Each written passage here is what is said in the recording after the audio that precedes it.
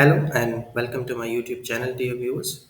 Today we'll be taking a look at the life of the 19th century American poetess Emily Dickinson, considered by many to be one of the greatest poets to have ever graced this earth, and rightfully so. A vast creative output, nearly 1800 poems. To be more precise, 1775 as identified by her editor Thomas H. Johnson, and 1789 as identified by R. W. Franklin. Yet, despite this vast creative output, Dickinson remained or chose to remain unpublished during her lifetime, and her fame rests on the posthumous publication of her works. So, today we'll take a deep dive into the life and times of Emily Dickinson. We have two portraits here. On the left hand side, we have what is perhaps the only authentic photograph, a daguerreotype of Dickinson, taken while she was enrolled at Mount Holyoke, either in the late 1846 or early 1847. And on the right hand side, we have a painting by Otis Allen Bullard, The Dickinson Children, where Emily can be seen holding a book in her hand along with some flowers. And this is almost prophetic because it anticipates perhaps the herbarium that she would go on to make while she is enrolled at Amherst Academy. It perhaps anticipates the fascicles or the bound stacks of poems that she would be writing almost 1800. And it is interesting to note that the word anthology is derived from the Greek anthologia, where anthos means flowers and logia means collection, a collection of flowers. So it is like as if all the poems that Dickinson writes or is going to write or has written are in itself a collection of flowers, artistic flowers. It is interesting to note what Mabel Loomis Todd has to say about Dickinson when she arrives in Amherst in 1881. And Todd is a very prominent, significant figure with regards to the publication of Dickinson's works, because after Dickinson died and her sister Lavinia discovered this vast cache of poems in her room, Lavinia takes the poems to Susan first of all, and she waits for nearly 2 years. But when Susan is, for one or the other reasons, whether she felt possessive about the poems about Dickinson or whether she did not have the required requisite editorial skills to deal with this vast material, for one or the other reasons, despite this long span of 2 years, she was not able to make any progress. And Lavinia takes back the poems, and she then approaches Mabel Loomis Todd, who then enlists the help of Thomas Wentworth Higginson, and together Todd and Higginson bring out the first edition of Dickinson's poems. And what she has to say about Dickinson, how she characterizes Dickinson. I must tell you about the character of Amherst. It is a lady whom the people call the myth. She has not been seen outside of her house for 15 years. Dickinson was obviously known to be very reclusive, except once to see a new church when she crept out at night and viewed it by moonlight. No one who calls upon her mother and sister ever see her, but she allows little children once in a great while to come in when she gives them cake or candy or some nicety, for she is very fond of little ones. She dresses wholly in white, and her mind is said to be perfectly wonderful. She writes finely, but no one ever sees her. And this is what Todd is talking about, the self imposed seclusion, the self imposed reclusivity that Dickinson had imposed upon herself. This is a quote from Emerson's essay, The Poet, written in 1844, where Emerson is lamenting that the American poet with a distinct American voice is yet to arrive. And he says that I look in vain for the poet whom I describe. We do not, with sufficient plainness or sufficient profoundness, address ourselves to life, nor dare we chaunt our own times and social circumstance.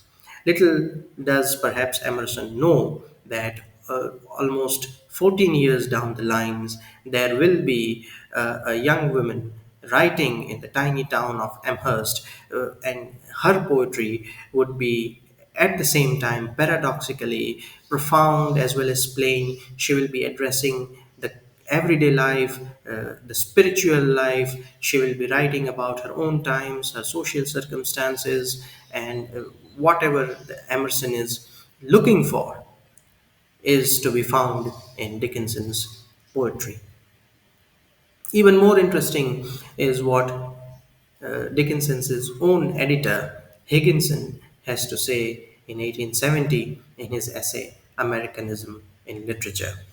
In looking over any collection of American poetry, for instance, one is struck with the fact that it is not so much faulty as inadequate, that something is lacking, something is missing, and the American poet of passion is yet to come.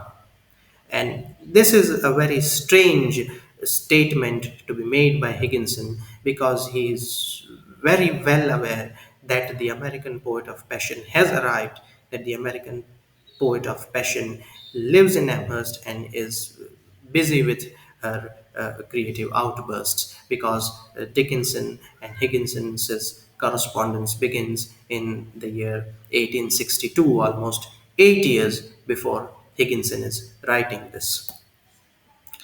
These are some of the monikers, some of the names that Dickinson is also known as: the Belle of Amherst, the half cracked poetess, the myth, the New England mystic, the networked recluse, which happens to be one of my favorite nicknames for her, the nun of Amherst, the woman in white. She was born in this tiny town of Massachusetts, which was a close knit, gossipy New England community where you had church services and social events and friends and relatives visiting and funerals taking place. So it was a very close knit environment community that she lived in. And a young Dickinson herself seems fond of gossip if we read some of her letters. Her grandfather, Samuel Fowler Dickinson, was one of the founders of Amherst College and respectfully called or known as Squire Dickinson.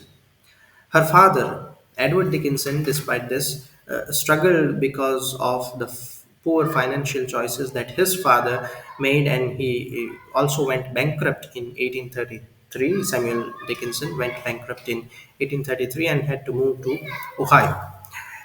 Despite these difficulties, Edward Dickinson grew up to be a lawyer and was also the treasurer of Amherst College from 1835 to 1873.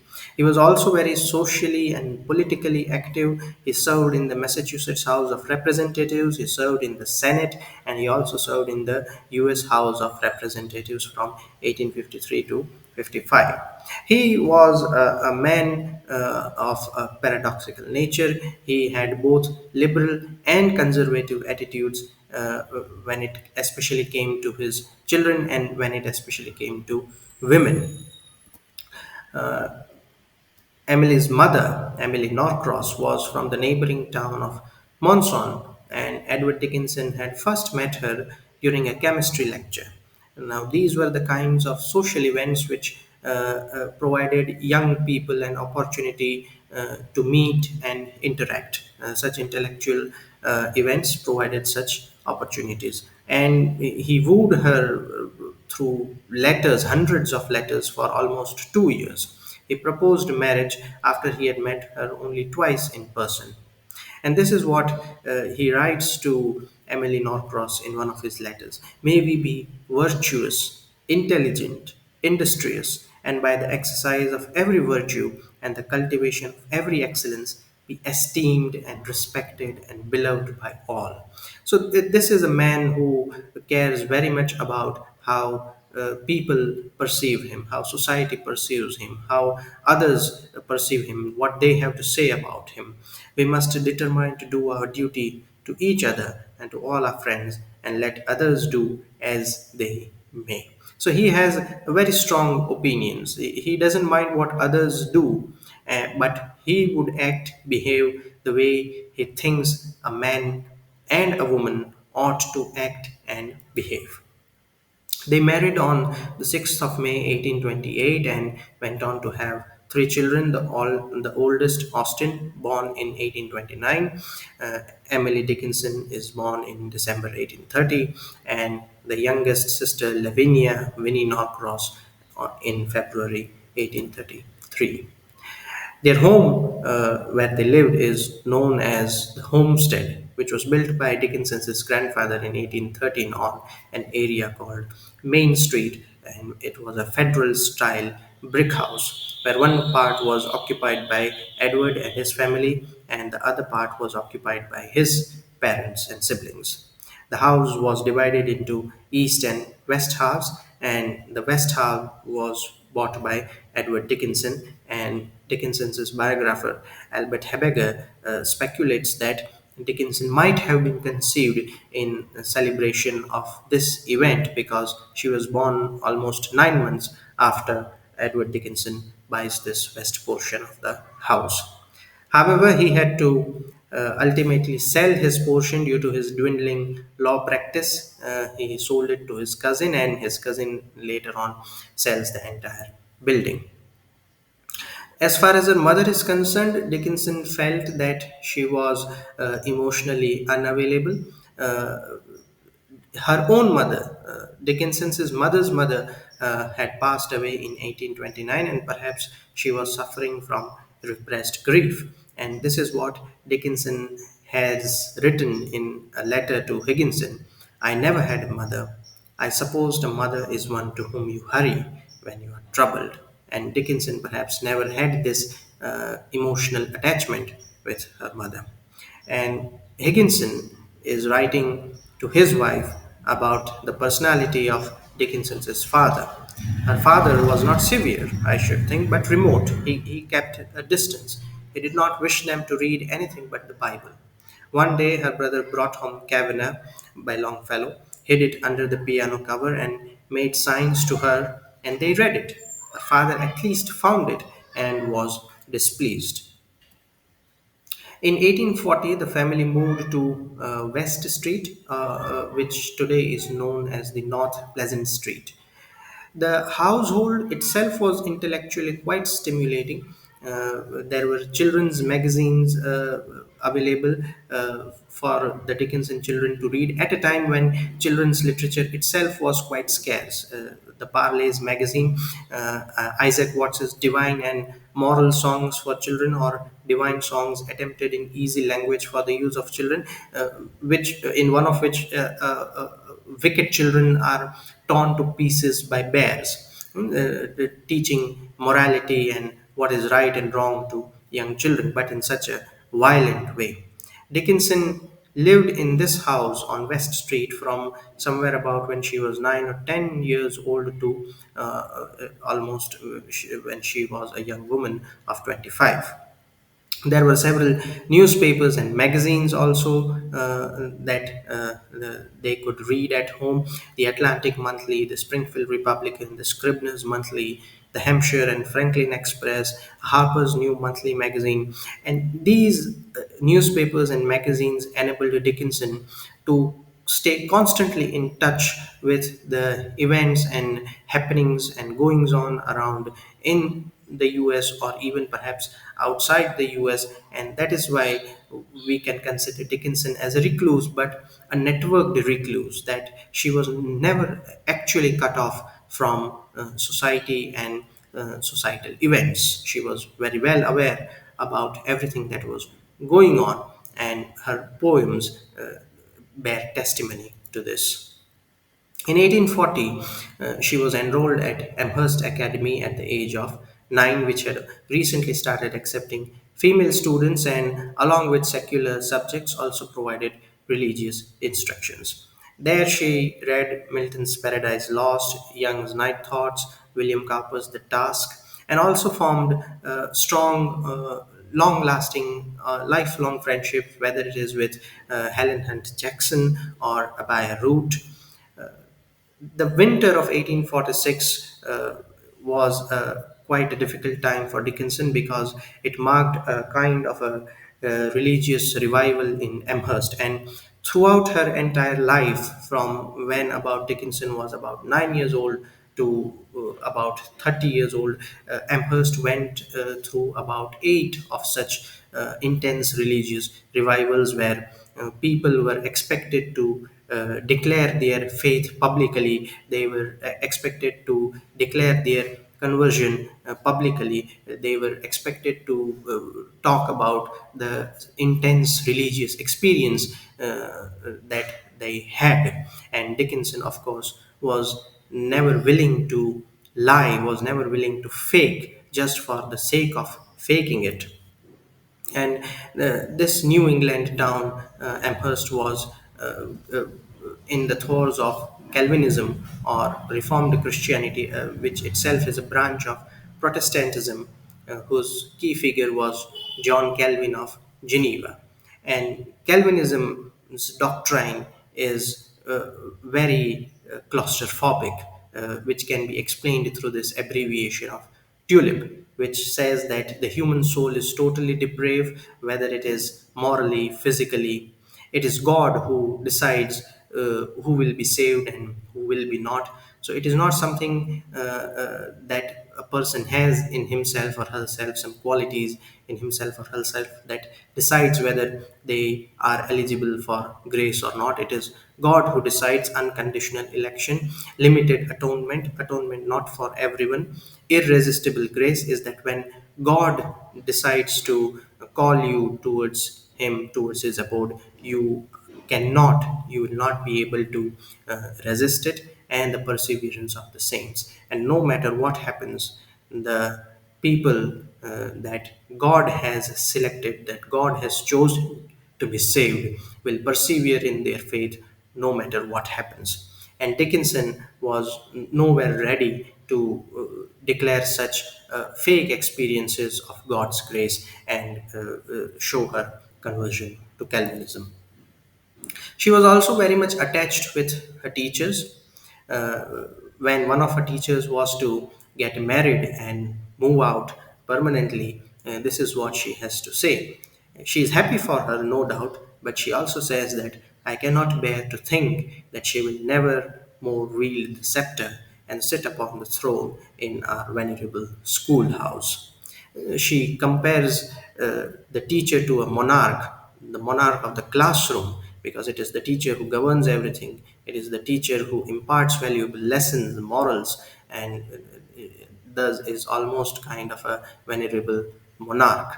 And she is both happy and sad as her teacher is about to move away permanently. In 1844, when Dickinson is 15 years of age, her friend Sophia Holland dies, which leaves a deep tragic mark on her. In 1845, Abia leaves for another school, and this also results in their correspondence, which lasts for almost 10 years until Abia's marriage, letters which are quite an interesting revelatory to read. And during this time, Dickinson also begins her project, school project, her herbarium, in which collects almost more than 400 specimens of plants that are pressed and labeled in an 11 by 13-inch leather book, and this anticipates the fascicles or the packets, the bound packets of her poetry that she had written and stacked in the closet in her room, and which Lavinia discovers only after Dickinson's death. This is the white sapphiric Indian pipe, happened to be one of Dickinson's favorite flowers, and when the first edition of Dickinson's poems comes out, edited by Todd and Higginson, their image is on the cover. Obviously, Dickinson had no way to know that this would happen one day. She was very fond and devoted to her garden. She writes to Abaya in one of her letters that I have lately come to the conclusion that I am Eve, alias Mrs. Adam. She also boasted of her garden to Austin when he was on a visit to Boston. In September 1847, she entered Mount Holyoke Female Seminary in South Headley, which was 7 miles from Amherst, when she was 16 years old. Her stay, however, there was limited. She was enrolled for only 10 months. It was founded by Mary Lynn in 1837, and just as Amherst Academy, it mingled secular education with instilling of religious values. And now, a young Dickinson inspires both jealousy among other students because of her creativity, her skill at writing poetry, but at the same time, she is writing to her brother Austin on Valentine's Day how she has been entirely overlooked. So she has both some jealousy also, and she is feeling left out also. On the religious front, she is still being seen as without hope, and she is being seen as shameless or impertinent because she is not yet given in, she has not yet declared her faith. While at Mount Holyoke, she also felt homesick. I watched you until you were out of sight Saturday evening, and then went to my room and looked over my treasures, and surely no miser ever counted his heaps of gold with more satisfaction than I gazed upon the presents from home. A typical experience of a student who has to live in a hostel. The cake, the gingerbread, the pie, all of the sweets that have come from home have been devoured, and a few remain. And this is what she has to write home to her brother. She felt cloistered. But even in such letters, we find that she is not socially completely cut off. She is asking who the candidate for president is, and she is also being dramatic that if the Mexicans attack, then I suppose Miss Lynn would furnish us all with daggers and order us to fight for our lives in case such perils should befall us. So Dickinson's letters themselves are poetic in nature. They are dramatic.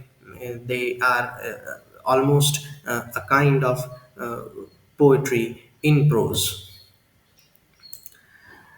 During her stay there, she had a roommate, her own cousin Emily Lavinia Norcross, who suffered from consumption or tuberculosis, and Dickinson may have been infected. And this is perhaps, or this could perhaps be the reason why Dickinson stays at Mount Holyoke for only 10 months. She also confesses to Abaya in one of the letters that she had not written home about it, lest the folk should take me home. But a friend from Amherst had come over, and when he goes back to Amherst, he or she reports that Emily is quite sick. And Saturday of the same week, Austin arrived in full sail with orders from headquarters.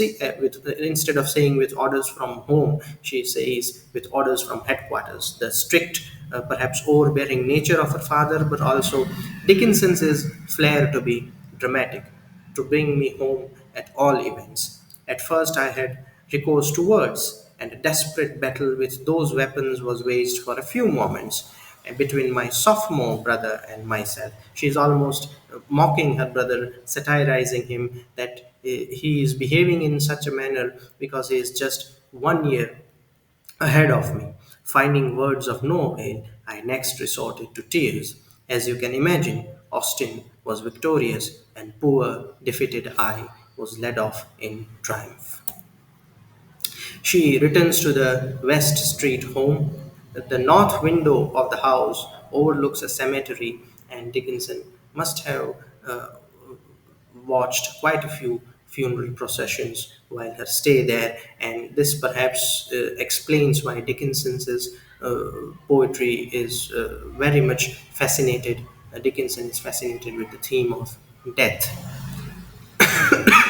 Her father always tried to control her reading, the reading of her sisters, as compared to what Austen was permitted to read. And Dickinson herself somewhere felt threatened by Austen writing poetry. In fact, all of the three Dickinson children wrote poetry, but Emily had the best skill at that. And when Austen tries to encroach upon her territory, she feels perhaps threatened or perhaps mildly jealous as well.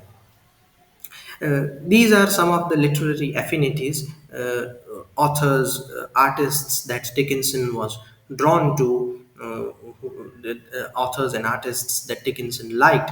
We can't say that she was clearly influenced by them, because Dickinson is highly original, but she had hung portraits of Thomas Carlyle, of Elizabeth Barrett Browning, and George Eliot in her room. She read Emerson, Thoreau, Hawthorne, and she had read Longfellow's Kavanagh, and she had read Ick Marvel's novel Reveries of a Bachelor, where the author talks about being in the company of books, the soul culture of books, rather than dream destroying marriage, because it is a kind of a different responsibility compared to the life of a bachelor. And this perhaps could have been a factor that contributed to Emily staying bachelor through her entire life. In 1849, she received a copy of Jane Eyre by Charlotte Bronte, and in 1851, it was revealed that it is actually a woman who has written the novel. And Dickinson was so much in love with the book that she also named her pet dog, gifted by her father, a Newfoundland, Carlo, based on the novel Jane Eyre. And in August of 1859, it was revealed that the author of the novel Adam Beatty, George Eliot, is Marian Evans, another female, another woman. So these revelations must have been quite liberating for Dickinson, to inspire her to chart her own way in the creative world. In the March of 1850, she sends her first poem, Awake Ye Muses, which was a comic valentine in prose, to her father's partner, Elbridge Gary Boughton, who was a confirmed bachelor. The 1850s again sees a strong revival, and in this revival, Edward and her sister Winnie, along with Emily's close friend Susan and also her sister-in-law, they all declare their fates. Her mother had already done so 20 or so years earlier. Only Emily and Austen are left alone. And a few years down the line, with Susan's insistence, Austen would also be declaring her faith. In August of 1853, Dickinson meets Dr. Josiah Gilbert Holland and his wife Elizabeth Luna Chapin at the commencement week celebrations at Amherst College. Uh, Dr. Holland was the literary editor of the Springfield Republican, and Emily agreed to visit them in Springfield in the following months with her sister Winnie, which was a completely different experience for her. A free spirited atmosphere, very few restrictions, religiously mild. And she established a lifelong friendship with Holland, who was 7 years older to her, and almost 94 letters have been exchanged between them. And by 1860, Emily used to refer to her as little sister. In 1855, Edward Dickinson buys back the homestead and shifts the family there back in November. And within the same grounds, he also builds another house called the Evergreens, an Italianate villa for his son Austin, so that he does not move to Chicago. Edward Dickinson does not want his son to move far away. But both mother and Emily seemed to miss the old house on West Street, and Dickinson's mother, unfortunately, during this period becomes an invalid, and the roles are now reversed for the next 27 years, where Emily and Lavinia have to take care of their mother, along with the frequent visitors and guests on account of Edward Dickinson. And this is what Dickinson's niece, Martha Dickinson Bianchi, has to say, that if Emily had been less Emily, Lavinia might have been more Lavinia. Because Lavinia might have taken on several of the roles and responsibilities in managing the household, that Emily might have had the time and the leisure to devote herself to creative pursuits. Otherwise, it might have been difficult for Emily as well. So, behind her success, there is somewhere Lavinia's struggle and sacrifice and support as well. In 1856, Austin also declares his faith under pressure from his wife Susan and Emily's close friend as well. From 1855 to 58, these are the 3 years where little documentation, very few details are available about Emily's life. And 1858 is the year when she emerges as a full fledged poet. Before 1858, Johnson has traced that she has written only 5 poems, but in 1858 she writes nearly 43 poems. Emily found herself a lifelong neighbor of the brother she had considered her soulmate and the woman she loved. Leiter argues that this was perhaps the traumatic incident, that she loses both her brother and her best friend, because her brother and her best friend are now married to each other, and this psychological impact of this double loss has been the subject of much speculation about the nature of the crisis, possibly a nervous breakdown or even a full psychotic episode that her family and friends carefully covered up. Dickinson writes a letter to her uncle in 1858, where she writes that much has occurred, dear uncle, since my writing to you, so much that I stagger as I write in its sharp remembrance. Summers of bloom and months of frost and days of jingling bells, yet all the while this hand upon our fireside, I cannot always see the light. Please tell me if it shines. So she had some very deep traumatic events or incident happening around her, happening in her life, that perhaps could have inspired this flood of creativity. And these are some of the poems written during this time period, and all of these talk about some pain, some trauma. I felt a funeral in my brain. After great pain, a formal feeling comes. Pain has an element of blank. There is a pain so utter. So all of these poems are talking about some kind of traumatic event. In 1858, she also began the practice of transcribing her poems, copying down her poems onto sheets of stationery, and then stacking a few together, fives or six, and then sewing them together into booklets or packets, or what are known as fascicles. And these packets or fascicles alone contain almost 800 of her poems, a practice she continues till 1865. And the poems which are not bound or which are not sewn into packets or fascicles are known by Dickinson scholars as the sets. 1861 to 1865 are the years which Johnson calls the years of flood creativity, where her creative output was at its peak. And 1862, Habiger says, is the year when she averages nearly a poem a day. These are some of the counts that different scholars or editors have come up. Johnson, for example, says that Dickinson writes 51 poems in 1858, Leiter says 43, and in 1862, Johnson says 366 poems, Leiter says 227, and Habecker says a poem a day. So, a vast creative output, flood of creativity, the white heat of creativity. The 1860s is also the time when the United States is going through one of its worst nightmares, the American Civil War. And in March 1862, the son of Amherst College President William Augustus Stearns, Fraser Stearns, dies in the war while fighting for the Union. And he also happened to be a close friend of Austin's, and Emily is herself quite traumatic about Fraser's death. And in her correspondence, there are almost at least 15 references to the war.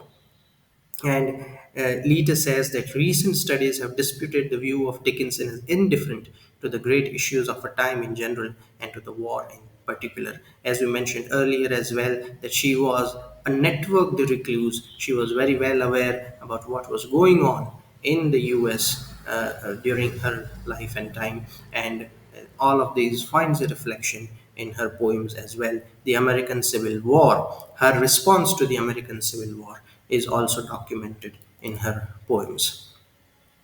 The Dickinson family suffered from problems related to eyesight, and Emily herself experienced these in 1861 and 1863 when there was a drastic change in her vision and she had to visit Boston for treatment, either in 1864 or in 1865.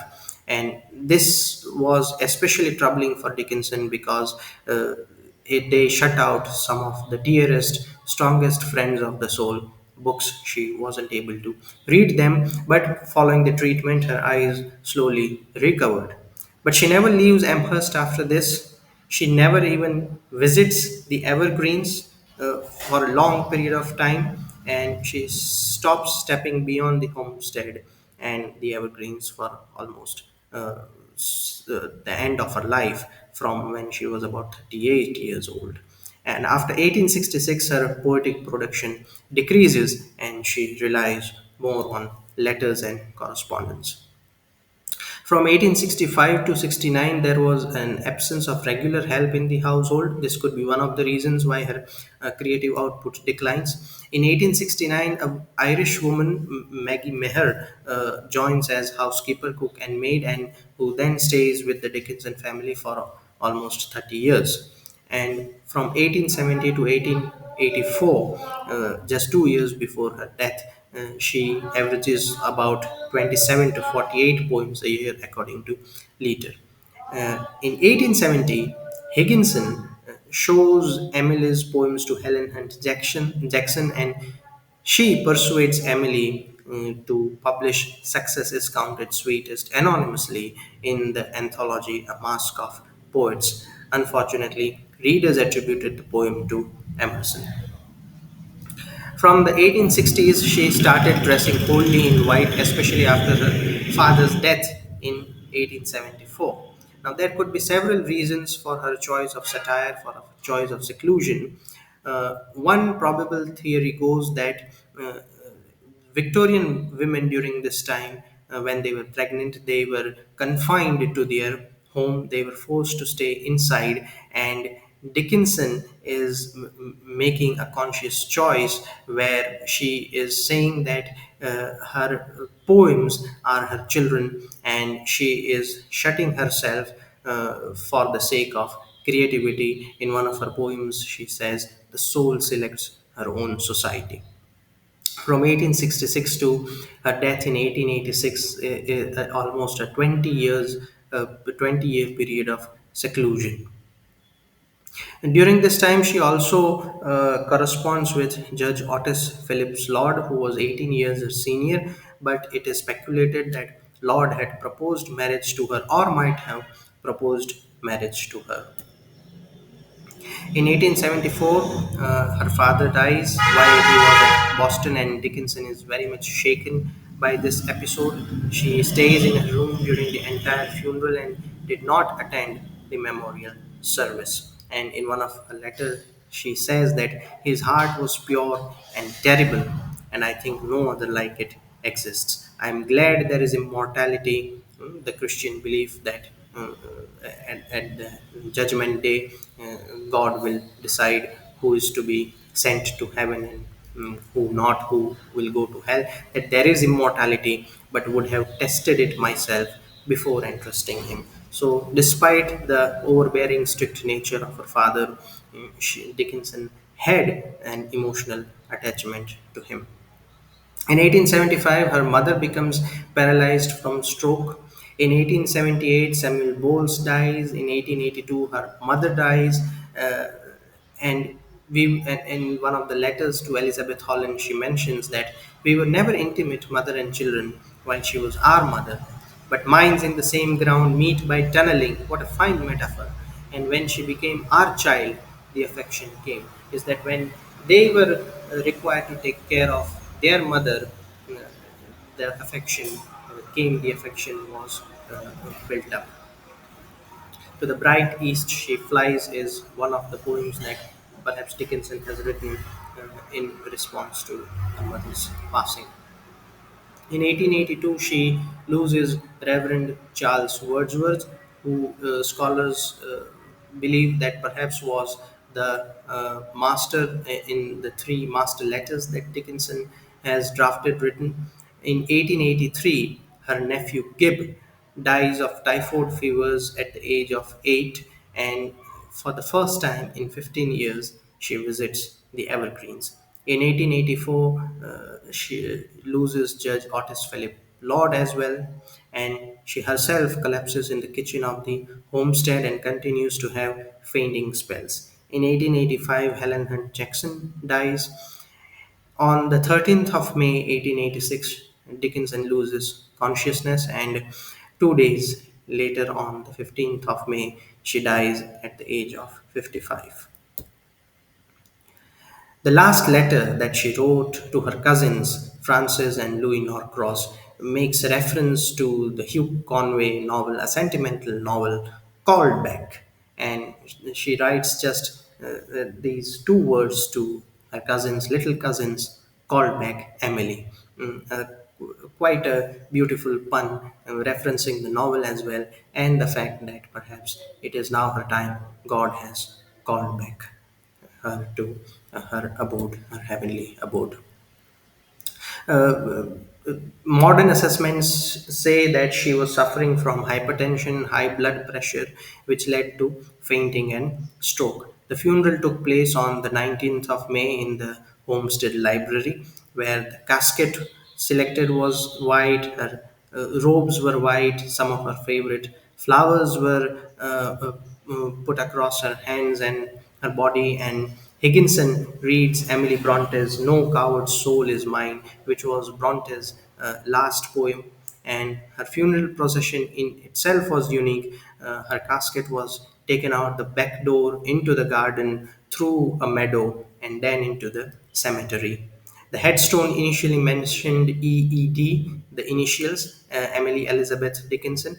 Later on, Sue's daughter, Martha Dickinson Bianchi, her niece, modifies this to the reference to the last letter called back.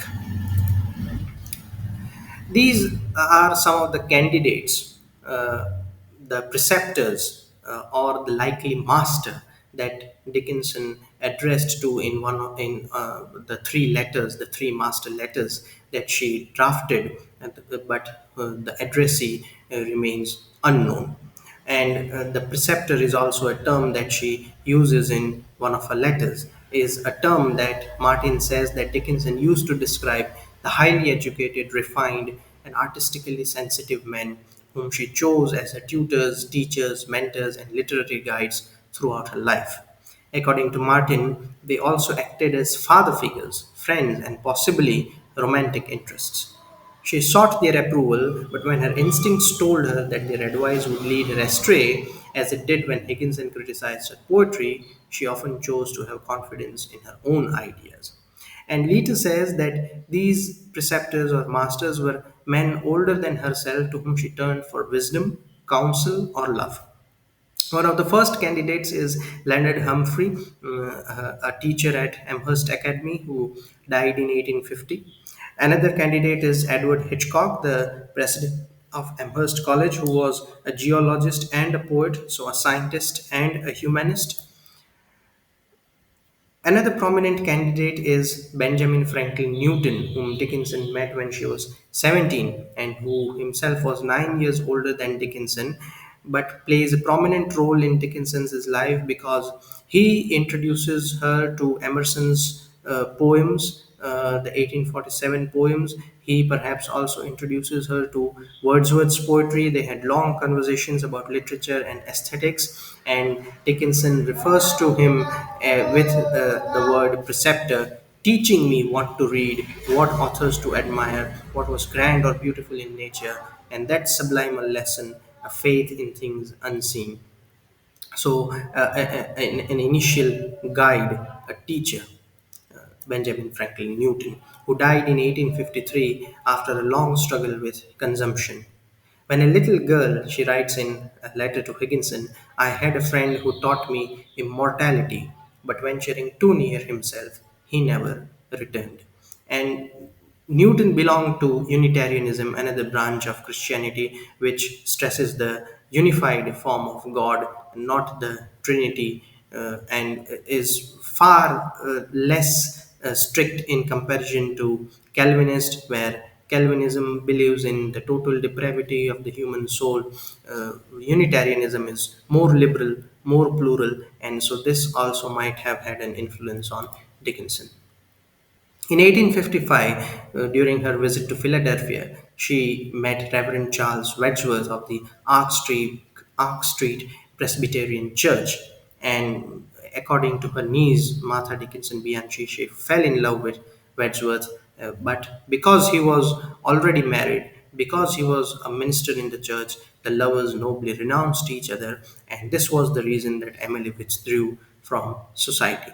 He visited Dickinson once in the summer of 1860 at Amherst, and the poem There Came a Day at Summer's Full is perhaps written in response to this unrequited love. She met him again in 1882, shortly before Wordsworth died. No correspondence between them survives except a brief note, and is perhaps the most probable candidate of the three master letters.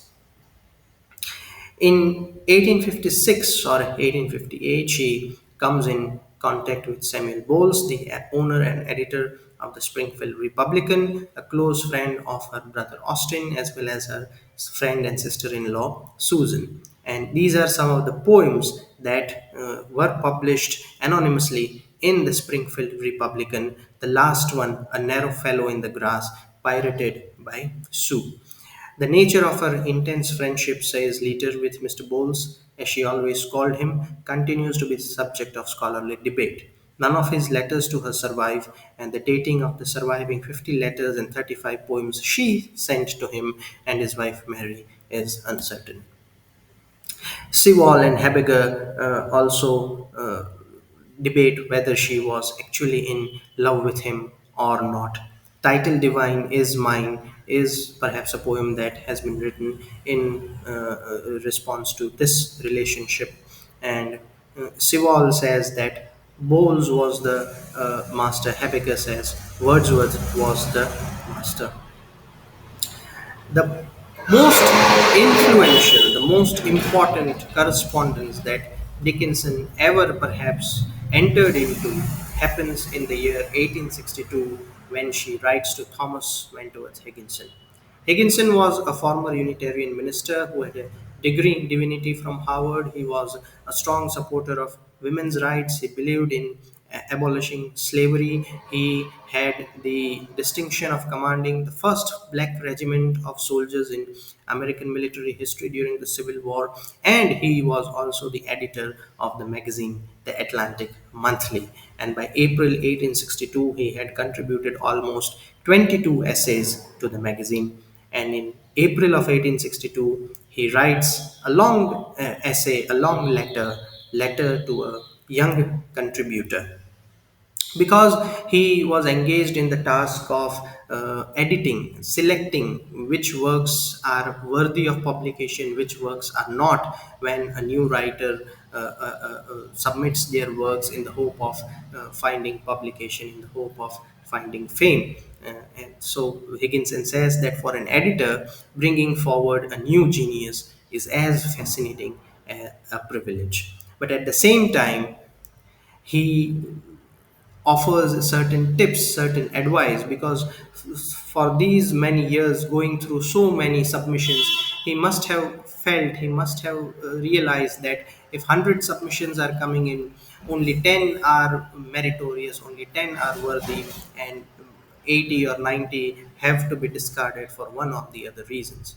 But in order to decide that out of those 100 submissions, which 10 are actually meritorious and which 80 or 90 are to be discarded, an editor will have to go through them all, obviously. And so this long strenuous process ultimately makes him come up with certain tips, certain offerings to young authors. It is that you try to make your writing attractive. The profound your discourse, the greater must necessarily be the effort to refresh and diversify, put in plenty of detail and illustration, fight to render your statement clear and attractive as if your life depended on it. And all of these qualities are readily found in Dickinson's verse, in Dickinson's poetry, and this could be the reason that Dickinson must have responded very enthusiastically to this essay, to this piece published in April of 1862. Higginson also offers certain other advices that they should be confident in using their own names instead of pseudonyms when authors are submitting their manuscripts. Why use pseudonyms? Be confident to use your own names. He mentions the importance of revising your writing, constantly revising, through the example of Balzac, the short story writer. And so all of this must have inspired Dickinson to contact Higginson, and on the 15th of April 1862, she writes a letter to Higginson. And by this time, she has already written about 300 poems.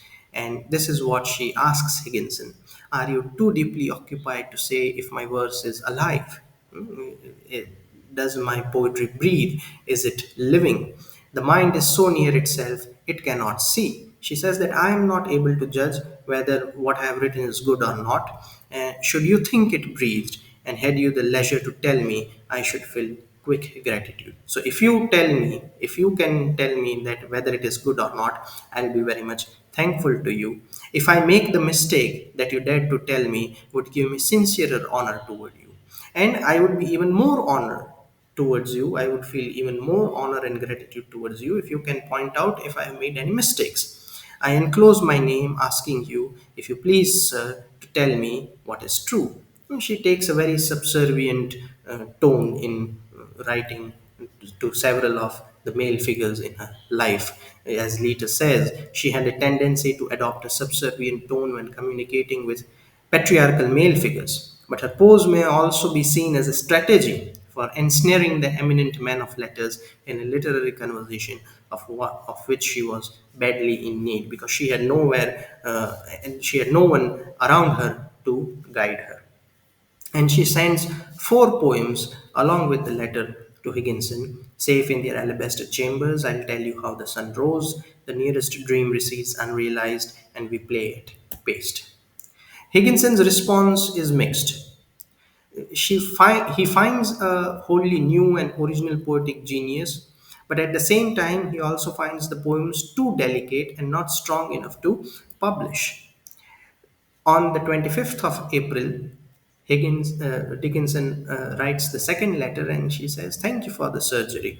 It was not so painful as I supposed. Is that thank you for pointing out what you think are perhaps some of the flaws in my writing. The strange use of capitalization, the use of dashes, the elliptical syntax. So all of these are perhaps the lack of titles.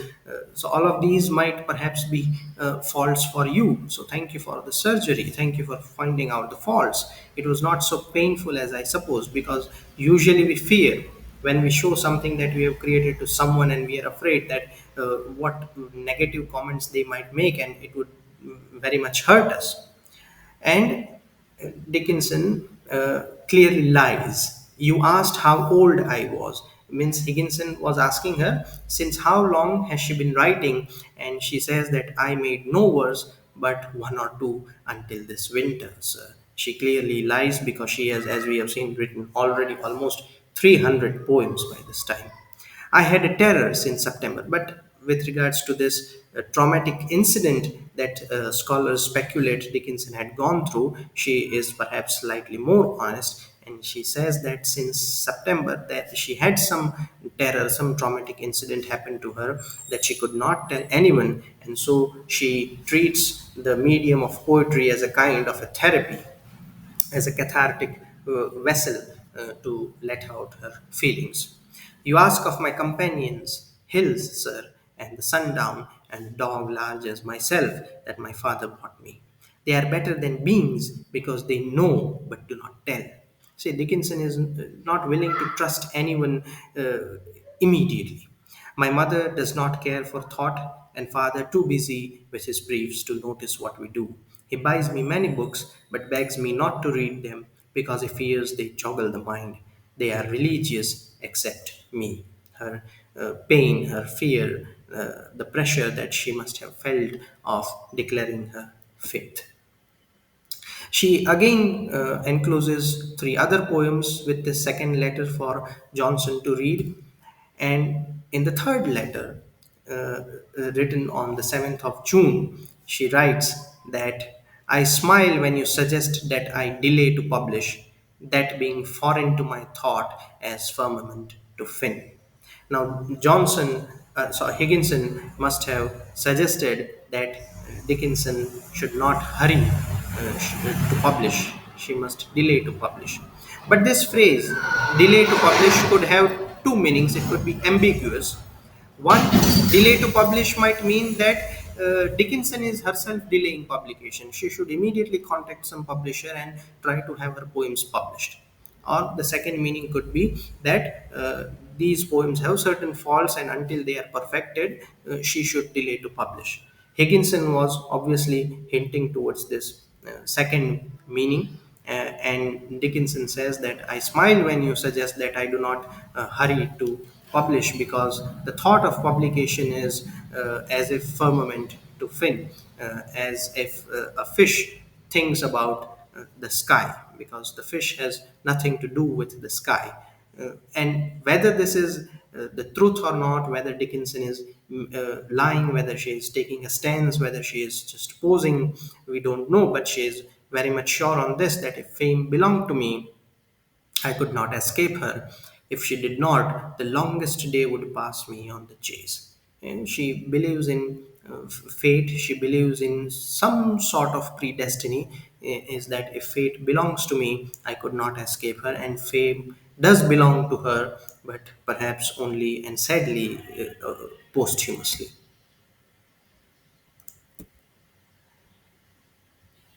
He, that is Higginson, never understood her poetry and continually urged her to normalize her spasmodic gait. For her part, she never took his advice in spite of continuing to sign her letters to him, your scholar. So once she had this inkling from Higginson that she was somewhere on the right path, she made sure that she did not sacrifice her individuality to what others might expect.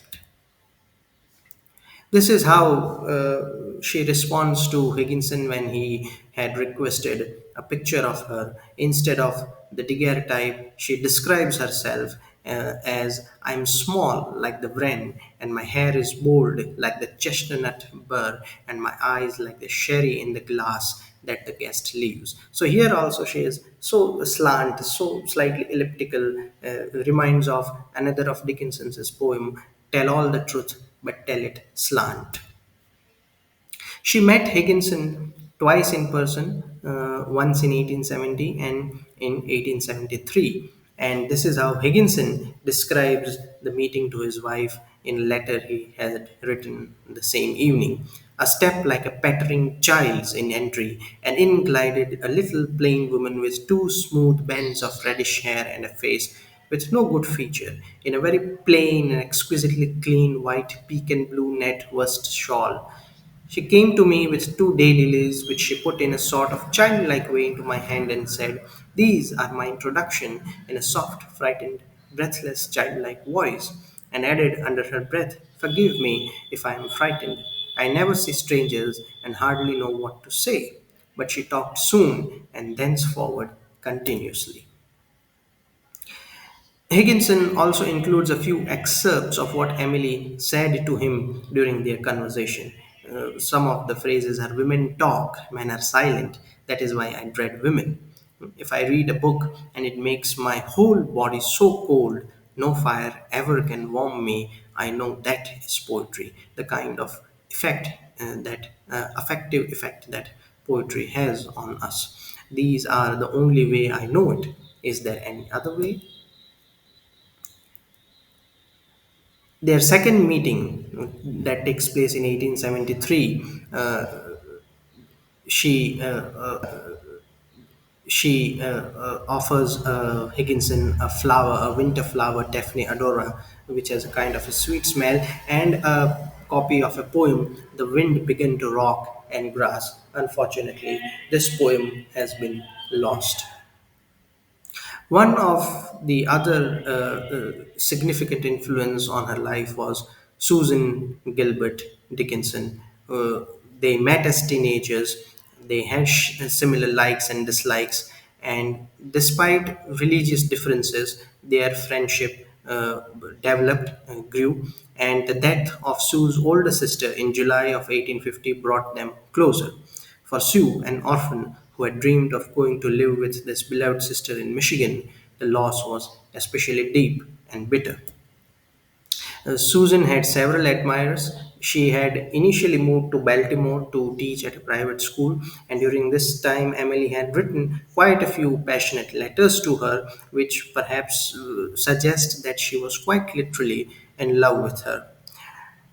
Her own brother Austin also falls in love with Susan. They are engaged and married in 1856. They moved to the Evergreens, and Susan was a prominent hostess. She used to host several social events and gatherings, and Emerson was also hosted by them in 1857. Dickinson did not meet him, though she was a regular at the Evergreens during this period. And this is a poem that she has written, dedicated to Sue, where she considers her as her own sister, a sister not by birth but by feelings and emotions.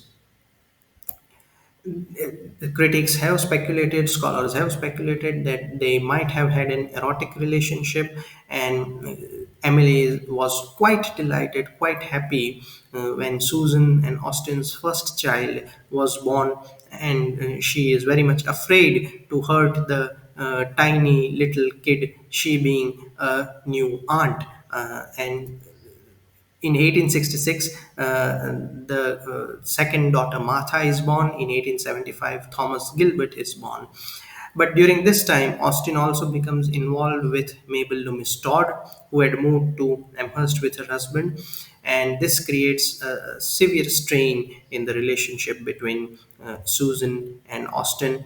And despite this, because they were financially dependent on Austin, perhaps both Emily and Susan remain quiet, do not explicitly object to Austin's relationship. This is the history of unattributed publications during her lifetime. Poems that were published when Dickinson was alive but anonymously, without the poem being attributed to her. The first one is interesting, Magnum Bonum Harum Scarum, which was a Valentine letter published in the Amherst College's magazine Indicator in the month of February. And Dickinson perhaps dedicated the letter to George Gold, and makes a reference to her dog Carlo in the Valentine.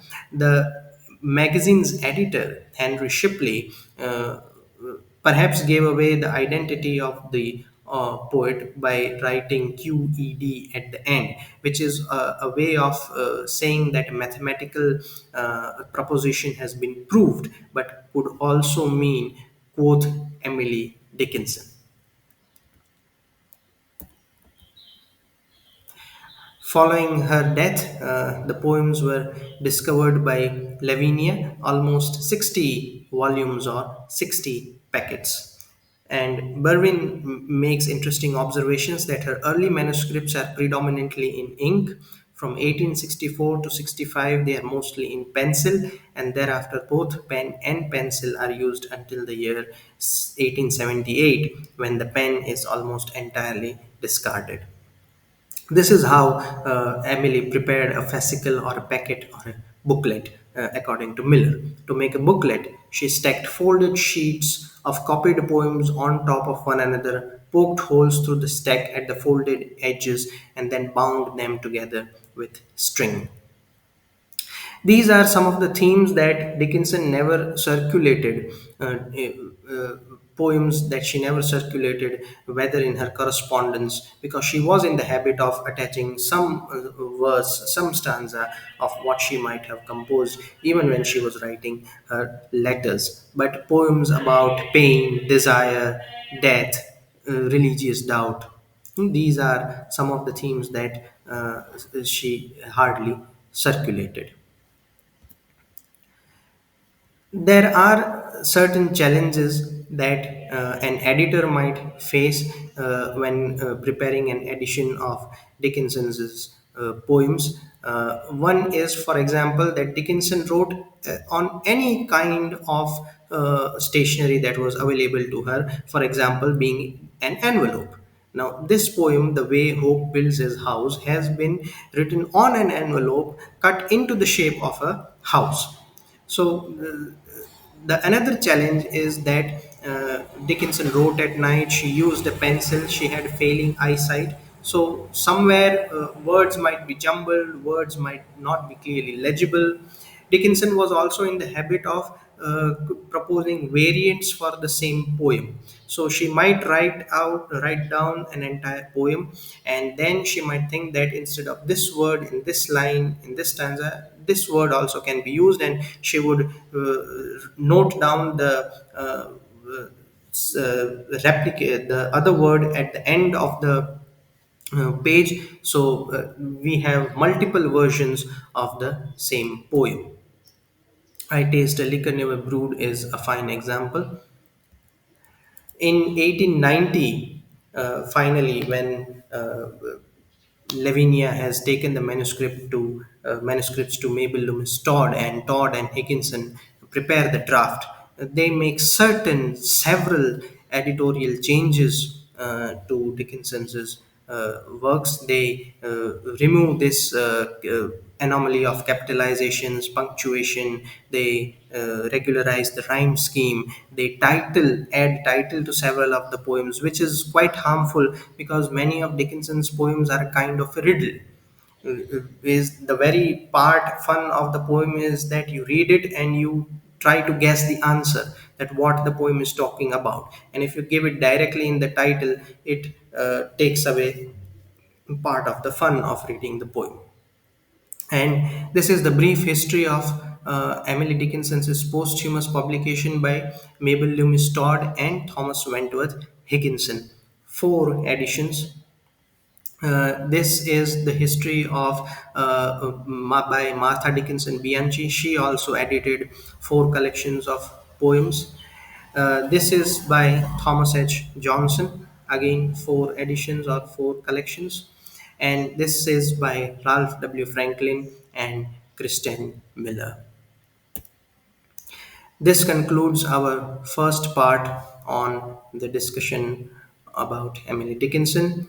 When we meet for the second, we will delve into Dickinson's poems. Thematically, we will explore as many themes as we can. I hope you have enjoyed this discussion, this talk.